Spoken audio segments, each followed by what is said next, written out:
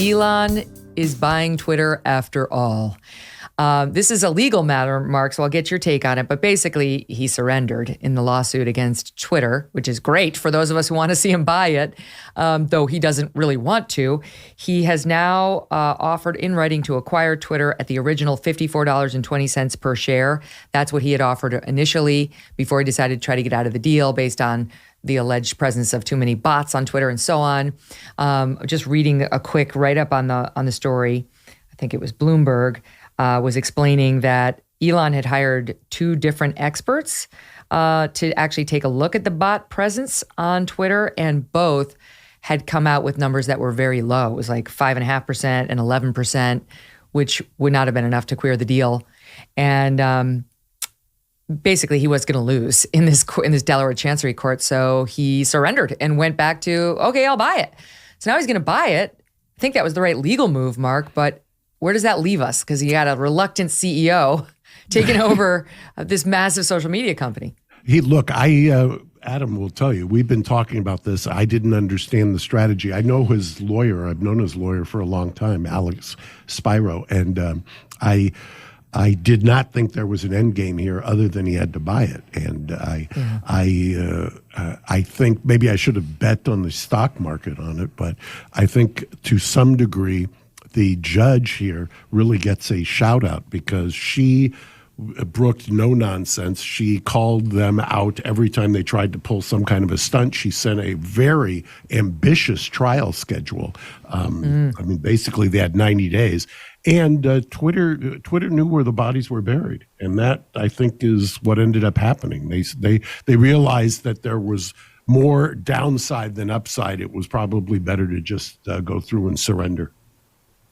So, I mean, the net result of this, Adam, I think is good for those of us who want more social media platforms not controlled by censorious hard lefties. Yeah, I agree. You know, in a weird way, it's bad for some of the upstart companies who are combating this because what's really created a lot of these companies, social media companies, sort of alternative social media companies or companies like the Daily Wire or even people like us or people like you, is all the squeezing that's been done and all the control of the information that's been done that has created this alternative space for people to flourish in. So in a weird way, it's bad news, I'm assuming, for Rumble more than it's bad news for Elon Musk. Well, it's bad news for Elon Musk. Why? Because Rumble's massively overpaid. I mean, Rumble is a video platform, right? So I can see the, like Getter or True Social or one of these things that's trying to directly compete as a sort of a Twitter of the right. That would be bad. But I don't know, the video platforms and podcasts in the right wing or conservative or right leaning or just fair media, I don't know. I think it's good. Twitter's a unique form of communication. It's been completely dominated by people who have a far left agenda since its inception. Yeah, I agree. I think anyone who's rational and fair-minded, who just sort of steps back, agrees with what has gone on with Twitter over the past several years. And so I think it's a win for all who want free speech. It bothers me that so many people are irked by it because...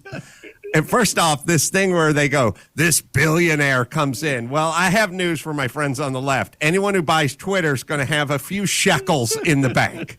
So anyone you get will, if George Soros bought Twitter, it would be a billionaire buying Twitter. So everyone's going to be a billionaire. I don't know when that moniker became so pejorative. Well, it's when capitalism became pejorative. So, right. It's the one thing. Well, you know what this is, though?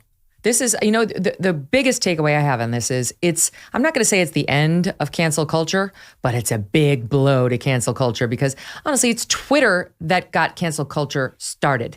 That's the forum that blows up everything. And who knows? I mean, we'll soon find out to what extent the evildoers who actually work at the company have been trying to blow up small scandals into big one and suppress more conservative leaning accounts from offering their opinions. And, they're the ones who gin up stories and make them catch fire. We know that's true. I don't think that's going to happen under Elon Musk. And I do think this will be the dawn of a new day. Boy, Well- you're a very positive thinking person. Most summers are. Summer? What do you mean? No summers? I'm assuming you're a summer. I like What's a fashion. summer? Oh, I don't think so. I don't know. What does a summer look like? Like bright colors? I'm a New Yorker. I'm column of black pretty much all day, every day. They look like you. You should be wearing more pastels. I tell you, I stick out in Connecticut where I moved because the women here do wear color. They wear Lily Pulitzer. They always tell that I only moved here a year ago because I've got right now, I've got my black, I didn't dress up today. I don't know if you can see, I've got my black leggings. I've got my black shoes. I'm just like column of black. This is where I live my life. Well, I didn't say you dressed like a summer. I said you were a summer who's probably ignoring your summer roots. In my sunny disposition. It's the only way you can cover the news for a living because otherwise it ends too quickly and in ruination and despair. Are you tired of feeling like someone's always watching you on the internet? Maybe the advertisers know just a little bit too much about you, or you're concerned about the privacy of your identity. Using incognito mode won't solve the problem either.